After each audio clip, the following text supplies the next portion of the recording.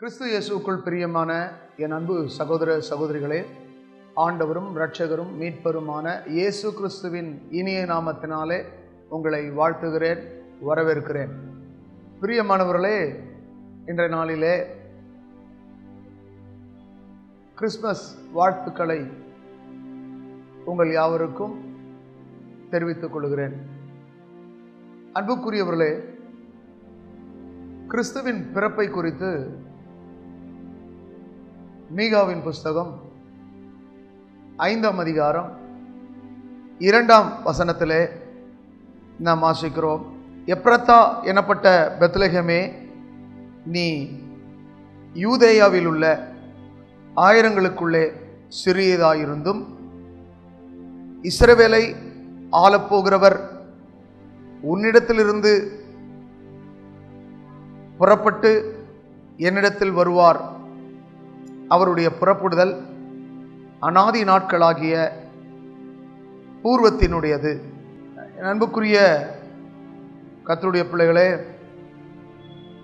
இந்த மீகாவின் புஸ்தகம் எழுதப்பட்ட காலம் கிமு 735 முதல் கிமு 700 வரையிலுள்ள காலகட்டத்தில், இடைப்பட்ட காலத்தில் எழுதப்பட்ட புத்தகமாக நம்பப்படுகிறது. ஆகவே மீகா தீர்க்கதரிசிக்கு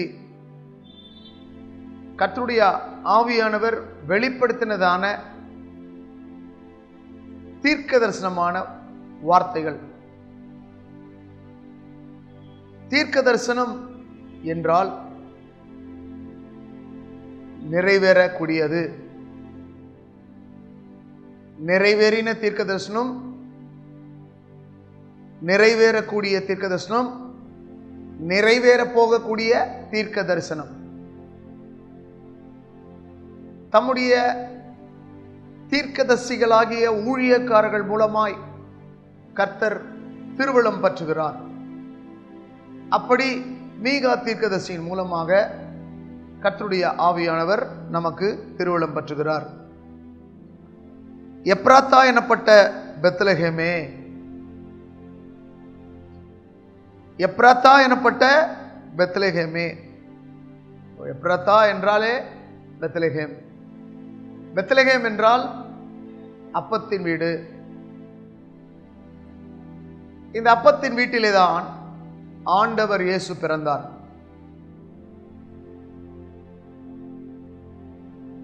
Bethlehem heart of the city, எருசலேமின் இருதயம் என்று சொல்லப்படுகிறது. ஆகவே இந்த பெத்லெகேமிலே தான் கர்த்தராகிய இயேசு மீகா தீர்க்கதரிசி உரைக்கப்பட்ட வார்த்தையின்படியாக பிறந்தார். ஆண்டவராகிய இயேசு இஸ்ரவேலை ஆளும் பிரபு இயேசு கிறிஸ்து. நம்முடைய முற்பிதாவாகிய ஆபிரகாமுக்கு கர்த்தர் வாக்குத்தத்தம் பண்ணினார், உன் சந்ததியை வானத்தின் நட்சத்திரங்களைப் போலவும் பூமியின் மணலத்தனையாகவும் பெருக பண்ணுவேன் என்று சொன்னார். அதே சமயம் ஆபிரகாமுக்கு சொல்லும் பொழுது, உன் சந்ததியிலிருந்து ராஜாக்களும் பிரபுக்களும் தோன்றுவார்கள் என்று தீர்க்க தரிசனமாக சொல்லப்பட்ட வார்த்தைகள் நிறைவேறின. தீர்க்க தரிசனமாய் சொல்லப்பட்ட தேவகுமாரனாகிய இயேசு இஸ்ரவேலை ஆளும் பிரபுவாக அவர் இந்த பூமிக்கு இறங்கி வந்தார். இந்த பூமியிலே அவதரித்தார். மனிதனாக, மனித குமாரனாக, மரியின் மடியிலே மழலையாக, மகிமையின் தேவன் மனு உருவானார். என் அன்புக்குரியவர்களே, பெத்லெகேம், இந்த பெத்லெகேம் எருசலேமின் மையப்பகுதி, எருசலேமின் இருதயம் என சொல்லப்படுகிறதான இந்த இடத்திலே கர்த்தராகிய இயேசு பிறந்தார். இஸ்ரவேலை ஆளும் பிரபு. இந்த உலகத்திலே அநேகர் ஆளுகை செய்கிறார்கள். ஆனால் அகிலத்தையும் படைத்தவர் அகத்தை ஆளுகை செய்கிறார். இஸ்ரவேல் தேவனுடைய ஜனத்திற்கு பெயர் இஸ்ரவேல். எந்த மனிதனை தேவன் ஆளுகை செய்கிறாரோ அவர்கள் எல்லாம் தேவனுடைய ஜனங்கள்.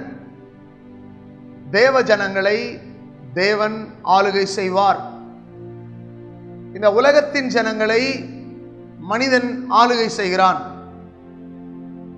எந்த மனிதன் பாவம் செய்கிறானோ அந்த மனிதனை பிசாசு ஆளுகை செய்கிறான். என் அன்புக்குரியவர்களே, நீங்கள் சிந்திக்க வேண்டும். உலகத்தை ஆளுகை செய்கிறவன் மனிதன். முதல் மனிதனாகிய ஆதாமுக்கு தேவன் ஆளுமையை தந்தார், ஆளுகையை தந்தார், அதிகாரத்தை தந்தார். ஆனால் ஆதாம் பாவம் செய்தபடினாலே அந்த ஆளுகையை, அந்த ஆளுமையை, அந்த அதிகாரத்தை அவன் இழந்து போனான். முதல் மனிதனாகிய ஆதாம் ஆளுகையை, ஆளுமையை, அதிகாரத்தை இழந்தபடினாலே இரண்டாம் ஆதாமாகிய இயேசு கிறிஸ்து, எந்த ஆதாம் நிமித்தமாக மனிதன் ஆளுகையும் ஆளுமையும் அதிகாரத்தை இழந்தானோ அந்த மனிதனுக்கு தேவகுமாரனாகிய இயேசு அந்த அதிகாரத்தை கொடுக்கிறார். நீங்கள் மத்தேயு சுவிசேஷம் 10ஆம் அதிகாரம் வாசிப்பீர்களானால், ஆண்டவராகிய இயேசுவை பின்பற்றின 12 சீஷர்களுக்கு, 12 அப்போஸ்தலர்களுக்கு இயேசு அதிகாரத்தை கொடுத்தார். அவரை பின்பற்றுகிறவர்களுக்கு அந்த அதிகாரத்தை அவர் கொடுத்தார். இந்த வார்த்தையை கேட்டுக்கொண்டிருக்கிற கர்த்தருடைய பிள்ளையே, நீங்களும் ஆண்டவராகிய இயேசுவை பின்பற்றுவீர்களானால் அவர் உங்களுக்கும் அதிகாரத்தை கொடுப்பார். ஆண்டவராகிய இயேசு சர்வாதிகாரி, சர்வ வல்லமை உள்ளவர், வல்லமை உள்ள தேவன், நித்திய பிதா, சமாதான பிரபு. ஆகவே ஆண்டவராகிய இயேசு மனிதன் இழந்து போனதான அந்த ஆளுகையை, அந்த ஆளுமையை, அந்த அதிகாரத்தை மனிதனுக்கு கொடுக்கிறார். முதல் ஆதாம் பாவம் செய்தபடினாலே ஆளுகையை, ஆளுமையை, அதிகாரத்தை இழந்து போனான்.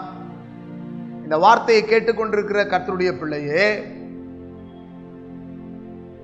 நீங்களும் தேவனுடைய வார்த்தைக்கு கீழ்ப்படிந்து தேவனுடைய வார்த்தையின்படி நடப்பீர்களானால் ஆளுகையும் ஆளுமையும் அதிகாரமும் உங்களுக்கு கிடைக்கும். ஆனால் தேவனுடைய சத்தத்துக்கு கீழ்ப்படியாமல் உங்கள் மனம் போன போக்கிலே நீங்கள் போவீர்களானால் ஆளுகையை, ஆளுமையை, அதிகாரத்தை பெற முடியாது. யார் ஆண்டவராகிய இயேசுவை பின்பற்றுகிறார்களோ அவர்களுக்கு அவர் அதிகாரத்தை கொடுக்கிறார், வல்லமையை கொடுக்கிறார், வரங்களை கொடுக்கிறார், கனிகளை கொடுக்கிறார். ஆகவே என் அன்புக்குரிய சகோதரனே, சகோதரியே, உலகம், உலகத்துள்ளவைகள், உலகத்தை ஆளுகை செய்கிற மனிதர்கள் உங்களை ஆளுகை செய்வார்களானால் எல்லா புத்திக்கும் மேலான தேவ சமாதானம் நமக்கு கிடைக்காது.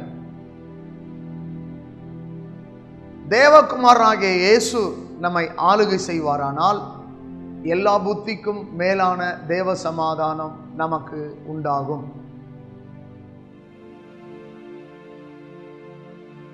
நம்முடைய இந்திய தேசத்திலே 29 மாநிலங்கள், 29 மாநிலங்களிலும் ஆளுநர்கள் இருக்கிறார்கள். மாநிலங்களை ஆளுகை செய்கிறவர்கள். அதுபோல உலகமெங்கும் உள்ள நாடுகளிலே நாடுகளை ஆளுகை செய்கிறவர்கள் இருக்கிறார்கள். உலகத்தை ஆளுகை செய்கிறவர்கள் இருக்கிறார்கள். ஆனால் சர்வத்தையும் ஆளுகை செய்கிறவர், சர்வ வல்லமையுள்ள தேவன், மகிமையின் ராஜா, மகத்துவம் உள்ள தேவன் நம்மை ஆளுகை செய்வாரானால் நம்முடைய வாழ்க்கை வெற்றியாக, நம்முடைய வாழ்க்கை மகிழ்ச்சியாக, நம்முடைய வாழ்க்கை சுபிட்சமாக, நம்முடைய வாழ்க்கை மங்களமாக, நம்முடைய வாழ்க்கை மகிமையாக இருக்கும். ஆகவே என் அன்புக்குரியவர்களே, நம்மை யார் ஆளுகை செய்கிறது, நம்மை யார் ஆளுகை செய்கிறார்கள் என்பதை நாம் அறிந்து கொள்ள வேண்டும். உலகம் நம்மை ஆளுகை செய்கிறதா? மனிதன் நம்மை ஆளுகை செய்கிறானா? அல்லது பிசாசு நம்மை ஆளுகை செய்கிறானா? அல்லது பரிசுத்த ஆவியானவர் ஆளுகை செய்கிறாரா என்பதை நாம் ஆராய்ந்து பார்க்க வேண்டும். ஆனால் இந்த மீகா புஸ்தகத்திலே சொல்லப்படும் பொழுது, இஸ்ரவேலை ஆளும் பிரபு உன்னிடத்திலிருந்து புறப்பட்டு என்னிடத்திலே வருவார். உலகமெங்கும் யாரெல்லாம் ஆண்டவராகிய இயேசுவை ஏற்றுக்கொள்ளுகிறார்களோ அந்த மனிதனுக்குள்ளே இயேசு ஆளுகை செய்வார். எந்த மனிதனை இயேசு ஆளுகை செய்கிறாரோ அந்த மனிதனுடைய வாழ்க்கை ஆசீர்வாதமாக இருக்கும், சமாதானமாக இருக்கும், வெற்றியாக இருக்கும். என் அன்புக்குரியவர்களே, சிந்தியுங்கள். சிந்திப்பது நல்லது. வீணான காரியங்களை சிந்திக்க கூடாது. தேவனுடைய வார்த்தைகளை சிந்திக்க வேண்டும். தேவனுடைய வார்த்தை என்ன சொல்கிறது என்பதை ஆராய்ந்து அறிந்து தேவனுடைய வார்த்தைக்கு கீழ்ப்படிந்து தேவனுடைய வார்த்தையை ஏற்றுக்கொண்டு அதன்படி நடக்கும் பொழுது கர்த்தராகிய இயேசு ஆளுகை செய்வார். இந்த மனிதனை கர்த்தராகிய இயேசு ஆளுகை செய்கிறாரோ அந்த மனிதனுடைய வாழ்க்கை நிச்சயம் ஆசீர்வாதம் பெறும். இன்றைக்கு உங்களுக்கு அந்த ஆசீர்வாதம் வேண்டுமா? வெற்றியுள்ள வாழ்க்கை வேண்டுமா? ஆரோக்கியமான வாழ்க்கை வேண்டுமா? அந்த மோட்சானந்த வாழ்க்கை வேண்டுமா? அப்படியானால் உங்களை கர்த்தராகிய இயேசு ஆளுகை செய்ய வேண்டும். கர்த்தராகிய இயேசு வெளிப்படுத்தின விசேஷம் 3ஆம் அதிகாரம் 20ஆம் வசனத்திலே சொல்லுகிறார், இதோ வாசற்படியில் நின்று கதவை தட்டுகிறேன், என் சத்தத்தை கேட்டு கதவை திறந்தால் நான் உள்ளே பிரவேசிப்பேன். இன்றைக்கு அவர் வாசற்படியில் நின்று கதவை தட்டுகிறார். நம்முடைய இருதயத்தை திறப்போமா? அவர் வாசற்படியில் நின்று கதவை தட்டி கொண்டிருக்கிறார். என் மகனே, என் மகளே, கதவை திற. இன்றைக்கு உன்னுடைய இருதயம் கடினமாக இருக்கிறதே, மற்ற காரியங்களுக்கெல்லாம் உன் இருதயம் திறக்கப்பட்டிருக்கிறது. ஆனால் இறைவனுடைய வார்த்தைக்கு உன்னுடைய இருதயம் திறக்கப்படவில்லையே. நீ இறைவனுடைய வார்த்தைக்கு உன் இருதயத்தை திறப்பாயானால் நிச்சயம் உனக்கு ஆசீர்வாதம் உண்டாகும். தாவீதின் திறவுகோலை உடையவர் கர்த்தராகிய இயேசு. அவர் திறக்கிறதை ஒருவரும் பூட்ட முடியாது. நீ உன் இருதயத்தை திறப்பாயானால் அவர் உனக்குள்ளே வருவார். உனக்கு சமாதானத்தை கட்டளிடுவார், உனக்கு மகிழ்ச்சியை கட்டளிடுவார், உனக்கு ஆசீர்வாதத்தை கட்டளிடுவார். இன்றைக்கு அநேகருடைய வாழ்க்கையில சாபம் நிறைந்திருக்கிறது, பாவம் நிறைந்திருக்கிறது, ரோகம் நிறைந்திருக்கிறது. அநேகரை பிசாசு ஆளுகை செய்கிறான், அநேகரை மனிதர்கள் ஆளுகை செய்கிறார்கள். ஆனால் இந்த வார்த்தையை கேட்டுக்கொண்டிருக்கிற கர்த்தருடைய பிள்ளையே, உன்னை கர்த்தராகிய தேவன் ஆளுகை செய்வாரானால் உன் வாழ்க்கை ஆசீர்வாதமாக இருக்கும்.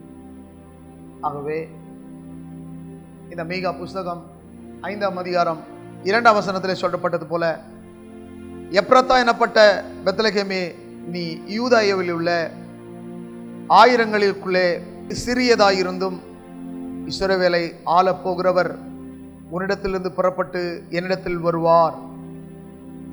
அவருடைய புறப்படுதல் அநாதி நாட்கள் பூர்வத்தினுடையது. என் அன்புக்குரியவர்களே, இஸ்ரவேலை ஆளப் போகிறவர் என்று சொல்லப்பட்டிருக்கிறது. ஆண்டவராய் இயேசு பிறந்தார்.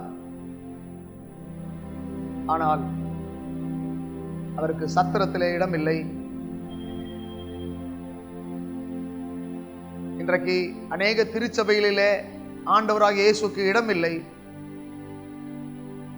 இன்றைக்கு அநேக கர்த்தருடைய பிள்ளைகளுடைய இருதயத்திலே ஆண்டவராக இயேசுக்கு இடம் இல்லை. இன்றைக்கு அநேக கர்த்தருடைய பிள்ளைகளுடைய வீட்டிலே ஆண்டவராக இயேசுக்கு இடம் இல்லை. அவர் உன்னை ஆளுகை செய்வாரானால் உன் குடும்பத்திலே சமாதானம் உண்டாகும். உன் பிள்ளைகளால் சமாதானம் உண்டாகும். வேதம் சொல்லுகிறது, உன் பிள்ளைகளின் சமாதானம் பெரிதாயிருக்கும். நீ உன் பிள்ளைகளின் பிள்ளைகளையும் இஸ்ரவேலுக்கு உண்டாகும் சமாதானத்தை காண்பாய் என்று வேதம் சொல்லுகிறது. அந்த மேலான சமாதானம் உனக்கு வேண்டுமானால், உங்களுக்கு வேண்டுமானால், உங்கள் குடும்பத்திற்கு வேண்டுமானால், உங்கள் சந்ததிக்கு வேண்டுமானால், தேவகுமாரனாகிய இயேசு இஸ்ரவேலை ஆளும் பிரபு உன்னை ஆளுகை செய்வாரானால் அந்த சமாதானம் உனக்கு உண்டாகும். இன்றைக்கு உலகமெங்கும் சமாதானம் இல்லை. உலகமெங்கும் உள்ள நாடுகளிலே சமாதானம் இல்லை. தேசங்களிலே சமாதானம் இல்லை. மக்கள் மத்தியில் இன்றைக்கு சமாதானம் இல்லை. சமாதானத்துக்காய் ஜனங்கள் ஏங்குகிறார்கள். ஆனால் பொல்லாத சாத்தான் மனிதரை ஆளுகை செய்து கொண்டிருக்கிறான். அநேக மனிதர்களுக்குள்ளே பாவம் ஆளுகை செய்கிறது. பாவத்தின் நிமித்தமாய் சமாதானம் இல்லை. வியாதி நிமித்தமாய் சமாதானம் இல்லை. சாபத்தின் நிமித்தமாய் சமாதானம் இல்லை. இந்த உலகம் உன்னை ஆளுகை செய்யுமானால் சமாதானமாய் இருக்க முடியாது. மனிதன் உன்னை ஆளுகை செய்வானானால் நீ சமாதானமாய் இருக்க முடியாது. உன்னை கர்த்தராகிய இயேசு ஆளுகை செய்வாரானால், பரிசுத்த ஆவியானவர் ஆளுகை செய்வாரானால் உனக்கு சமாதானம் உண்டாகும். என் அன்புக்குரிய கர்த்தருடைய பிள்ளைகளே, இந்த வார்த்தையை கேட்டுக்கொண்டிருக்கிற என் அன்பு சகோதரனே, சகோதரியே, உன் பாவத்தை விட்டு, உன்னுடைய முரட்டுத்தனத்தை விட்டு, உன்னுடைய பிடிவாதத்தை விட்டு ஆண்டவராக இயேசுவை தேடி வருவாயானால், நாடி வருவாயானால், இந்த கிறிஸ்துமஸ் நாட்களிலே எல்லா புத்திக்கும் மேலான தேவ சமாதானம் உனக்கு உண்டாகும். இந்த உலகம் கொடுக்க முடியாத ஒரு சமாதானத்தை இயேசு தருவார். இன்றைக்கு நீ வறுமையிலே தவித்துக் கொண்டிருக்கிறாய், தரித்திரத்திலே இருக்கிறாய், பல நோயிலே அவதிப்பட்டுக் கொண்டிருக்கிறாய், மிகுந்த மன உளைச்சலோடு கூட இருக்கிறாய். இவை எல்லாவற்றிலிருந்து உனக்கு விடுதலை வேண்டுமா? அப்படியானால் உன்னை கர்த்தராகிய இயேசு ஆளுகை செய்ய வேண்டும். இஸ்ரவேலை ஆளும் பிரபு உன்னை ஆளுகை செய்ய வேண்டும். இயேசு உன்னை ஆளுகை செய்ய விட்டுக் கொடுப்பாயா? பரிசுத்த ஆவியானவர் உன்னை ஆளுகை செய்ய விட்டுக் கொடுப்பாயா? இஸ்ரவேலை ஆளும் பிரபு உன்னை ஆளுகை செய்ய விட்டுக் கொடுப்பாயா? உன் இருதயத்தை திறப்பாயா? உன் இருதயம் கடினமா இருக்கிறதே, உன் இருதயம் தேவனுக்கு தூரமா இருக்கிறதே, நீ தேவனை விட்டு தூரமாக இருக்கிறாயே, தேவ சமூகத்தை விட்டு விலகி போய் கொண்டிருக்கிறாயே, தேவ வசனத்துக்கு உன் செவியை அடைத்துக் கொண்டிருக்கிறாயே. வேதத்தின் மகத்துவங்களை நான் அவர்களுக்கு எழுதி கொடுத்தேன், அவர்களோ அந்நிய காரியமாக எண்ணினார்கள். என் அன்பு மகனே, மகளே, வேதத்தின் மகத்துவங்களை கர்த்தர் உனக்கு கொடுத்திருக்கிறார். நீ அந்நிய காரியமாக எண்ணுகிறபடினாலே அவர் உன்னை ஆளுகை செய்ய முடியவில்லை. நீ தேவனுடைய வார்த்தையை ஏற்றுக்கொள்வாயானால் அவர் உன்னை ஆளுகை செய்வார். அவர் உன்னை ஆளுகை செய்வதற்கு இடம் கொடுப்பாயா? ஏதெனிலே ஆதாம் ஏவாளை தேவன் ஆளுகை செய்தார். அந்த தேவன் அவர்களுக்கு ஆளுகை கொடுத்தார். ஆனால் வஞ்சகமான வார்த்தையினாலே, தந்திரமான வார்த்தைகளினாலே வஞ்சிக்கப்பட்டு ஏமாற்றப்பட்டு தேவனுடைய ஆளுகையை இழந்து போனார்கள். தேவன் கொடுத்த ஆளுகையை இழந்து போனார்கள். தேவனோடு உள்ள உறவை இழந்து போனார்கள். தேவ சத்தம் கேட்கக்கூடியவர்கள் சாத்தானின் சத்தத்தை கேட்டு, பிசாசின் சத்தத்தை கேட்டு வஞ்சிக்கப்பட்டு விழுந்து போனார்கள்.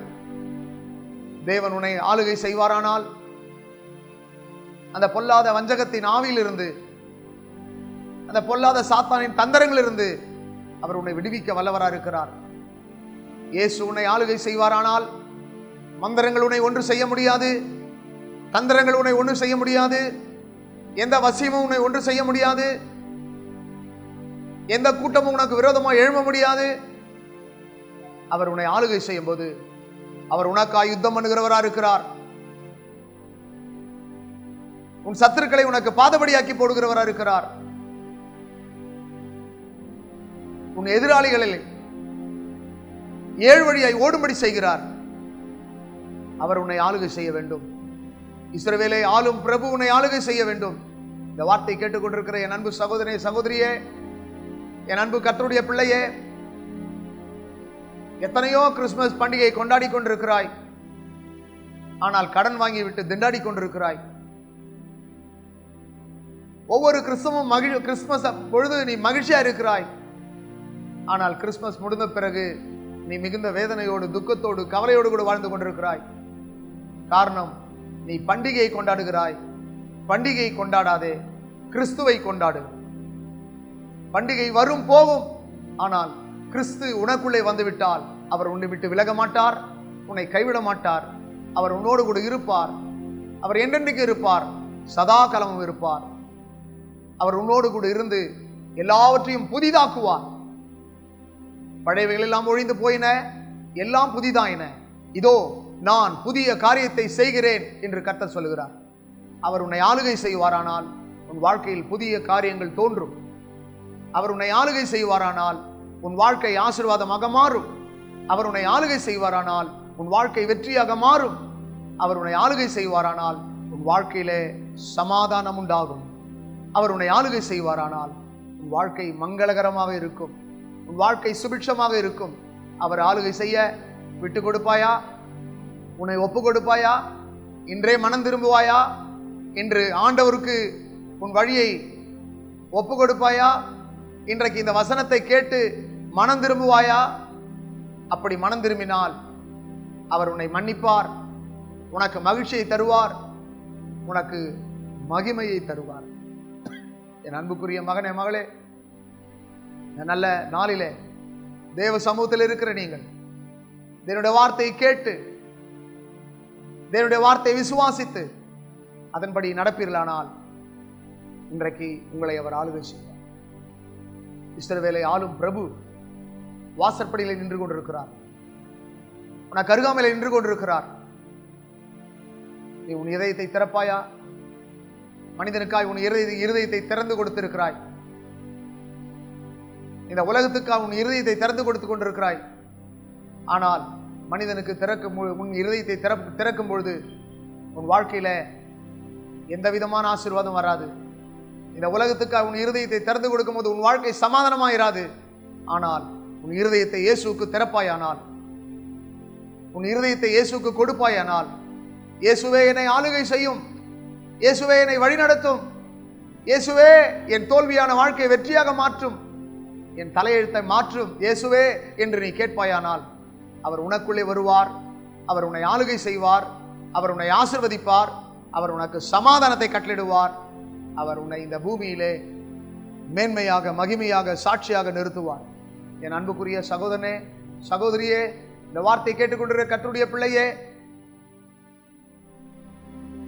அப்பத்தின் வீட்டிலே இயேசு பிறந்தார்.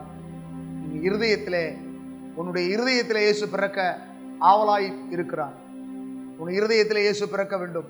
இன்றைக்கு அநேக வீட்டிலே குடில்கள் காணப்படுகிறது. அந்த குடில்களிலே இயேசு பிறந்திருக்கிறார் என்று சொல்லி ஒரு காட்சி பொருளாக வைத்திருக்கிறார்கள்.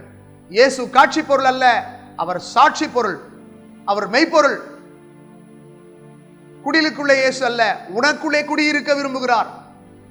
ஆகவே உன் இருதயத்தை நீ திறப்பாயானால் உனக்குள்ளே அவர் குடிகொள்ளுவார். அவருக்கு பெயர் இருதய ஆண்டவர். அவர் உன் இருதயத்திலே வாசம் பண்ண விரும்புகிறார். அவர் இருதயத்தின் ராஜா, அவர் சமாதானத்தின் ராஜா, அவர் நித்திய ராஜா, அவர் மகிமையின் ராஜா, அவர் நீதியின் ராஜா. அந்த இயேசு உன்னுடைய இருதயத்தை ஆளுகை செய்ய விரும்புகிறார். உன் இருதயத்தை திறப்பாயா? மகனே, உன் இருதயத்தை எனக்கு தா என்று கர்த்தராகிய இயேசு கேட்கிறார். ஏனென்றால் மனிதன் கர்த்தருக்கு சொந்தமானவன், மனிதன் இறைவனுக்கு சொந்தமானவன், மனிதன் மனுஷனுக்கு சொந்தமானவன் அல்ல, மனிதன் பிசாசுக்கு சொந்தமானவன் அல்ல, மனிதன் இந்த உலகத்துக்கு சொந்தமானவன் அல்ல, மனிதன் நித்தியத்துக்கு சொந்தமானவன். சத்தியத்தின்படி நடந்தால் மனிதன் நித்தியத்துக்குள்ளே பிரவேசிக்க முடியும். தேவ சித்தத்தின்படி மனிதன் நடந்தால் அவனுடைய வாழ்க்கை சுத்தமாக காணப்படும். எந்த மனிதன் சுத்தமா இருக்கிறானோ அந்த மனிதன் தான் தேவனுடைய ராஜ்யத்திலே பிரவேசிக்க முடியும். ஆகவே இந்த வார்த்தையை கேட்டுக்கொண்டிருக்கிற என் அன்பு சகோதரனே, சகோதரியே, என் அன்பு கர்த்தருடைய பிள்ளையே, இஸ்ரவேலை ஆளும் பிரபு உனக்கு முன்பாக நின்று கொண்டிருக்கிறார். உன் அருகே நின்று கொண்டிருக்கிறார். உன் பக்கத்தில் நின்று கொண்டிருக்கிறார். இன்றைக்கு உன் இருதயத்தை திற, உன் இருதயத்தை திற. நீ உன் இருதயத்தை திறந்தால் நீ ஆசீர்வதிக்கப்படுவாய். இருதயத்தை திறந்தால் சமாதானம் பெறுவாய். நாம் நம்மை ஆண்டவருக்கு ஒப்பு கொடுப்போம். இயேசுவே என்னை ஆளுகை செய்யும் என்று சொல்லி கேளுங்கள். இயேசுவே எனக்குள்ளே வாரும் என்று சொல்லி கேளுங்கள். பூட்டி இருந்த வீட்டுக்குள்ளே இயேசு நுழைந்தார். உங்களுக்கு சமாதானம் என்று சொன்னார். அந்த இயேசு இன்றைக்கு பூட்டப்பட்டிருக்கிற உன் வாசல் அருகிலே நின்று கொண்டிருக்கிறார். அவர் உனக்குள்ளே வர விரும்புகிறார். உன் இருதயத்தை திறப்பாயா? உன் இருதயத்தை திறப்பாயா? நீ திறப்பாயானால் அவர் உன்னை நடத்துவார். அவர் உன்னை ஆசீர்வதிப்பார். நாம் யாவரும் கண்களை மூடி ஆண்டவர் நோக்கி ஜெபம் செய்வோம். இஸ்ரவேலை ஆளும் பிரபுவே, இரட்சகராகிய இயேசுவே, மேசியாவாகிய கிறிஸ்துவே, இந்த ஜனங்களை நீங்கள் ஆளுகை செய்யும். என் தேசத்திலே சமாதானம் இல்லை, என் ஜனத்தின் மத்தியிலே சமாதானம் இல்லை, இந்த உலகத்திலே சமாதானம் இல்லை. ஏனென்றால் ஒவ்வொரு மனிதனையும் மனிதன் ஆளுகை செய்கிறான், பிசாசு ஆளுகை செய்கிறது. ஆகவே மனித வாழ்க்கையிலே சமாதானம் இல்லை, சந்தோஷம் இல்லை, நிம்மதி இல்லை, அமைதி இல்லை, வெற்றி இல்லை. நீர் ஆளுகை செய்வீரானால் ஒவ்வொரு மனிதனுடைய வாழ்க்கையும் வெற்றியாக மாறும். ஒவ்வொரு மனிதனுடைய வாழ்க்கையும் மகிழ்ச்சியாக மாறும். ஆகவே எந்தெந்த மனிதனுடைய வாழ்க்கையில ஆண்டவரே சாத்தான் வஞ்சித்துக் கொண்டிருக்கிறானோ, ஏமாற்றிக் கொண்டிருக்கிறானோ, அந்த மனிதனை விட்டு, அந்த மனுஷியை விட்டு வெளியே போயிடு சொல்லி கட்டளையிடுகிறேன். கர்த்தராகிய இயேசு மட்டும் மனிதனை ஆளுகை செய்யட்டும். ஒவ்வொரு மனிதனுடைய இருதயத்தை கர்த்தராகிய இயேசு ஆளுகை செய்வீராக. ஒவ்வொரு மனிதனுடைய வாழ்க்கையில நீர் ஆளுகை செய்து அவர்களை ஆசீர்வதித்து இந்த பூமியிலே சாட்சியாக நிறுத்தும். ஒவ்வொரு மனிதனும் மீட்சி அடைய உதவி செய்யும். எங்களை மீட்கவே எங்கள் மீட்பர் இயேசு பிறந்தீர். மீட்பராகிய இயேசுவே, கர்த்தராகிய இயேசுவே, எங்களை ரட்சிக்க வந்த இயேசுவே, எங்களை ஆளுகை செய்ய வந்த இயேசுவே, இந்த நாளிலே இந்த வார்த்தை கேட்கிற ஒவ்வொரு மனிதர்களையும், ஒவ்வொரு சகோதரர்களையும் சகோதரிகளையும், இந்த நிகழ்ச்சியை காண்கிற ஒவ்வொருவரையும் நீர் ஆளுகை செய்வீராக, ஆசீர்வதிப்பீராக, வழி நடத்துவீராக. இயேசு கிறிஸ்துவின் நாமத்தில் பிதாவே, ஆமென். கர்த்தராகிய இயேசுதாமே உங்கள் ஒவ்வொருவரையும் ஆசீர்வதிப்பாராக. இனிய கிறிஸ்துமஸ் வாழ்த்துக்கள். கர்த்தர் உங்களோடு இருப்பாராக, உங்களை ஆசீர்வதிப்பாராக. ஆமென்.